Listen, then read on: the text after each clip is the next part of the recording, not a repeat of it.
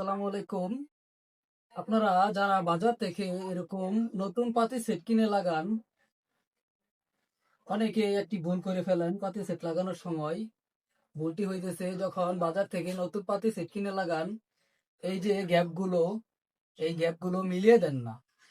যদি আপনাদের কাছে এরকম পুরাতন পাতি থাকে, তাহলে এই গ্যাপগুলো মিলিয়ে দিবেন। তাহলে আপনাদের পাতি সেটটি অনেকদিন পর্যন্ত লাস্টিং করবে। ঠিক কেমন ভাবে মিলিয়ে দিবেন আমি আপনাদেরকে দেখিয়ে দিতেছি। তো আমি ভিডিও করতেছি তাই শর্ট করার জন্য আগে থেকে সব খুলে রাখছি। যেমন এই দেখেন এখানে যে গ্যাপটা ছিল, আমি এখানে একটি পুরান পাতি দিয়ে এই যে গ্যাপটি মিলিয়ে দিলাম।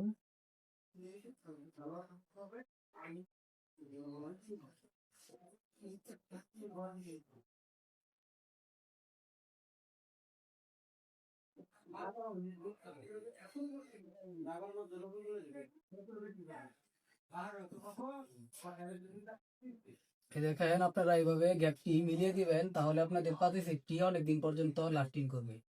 ঠিক আছে।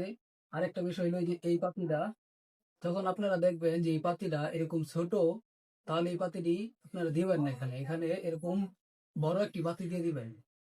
তাহলে কি হবে, এই জিনিসটি যে আছে এই জিনিসটি লাগাইলে অনেকটা মজবুত হবে। দেখেন এই জিনিসটি লাগানোর সময় এদিক দিয়েও জায়গা থাকবে, এদিক দিয়েও জায়গা থাকবে।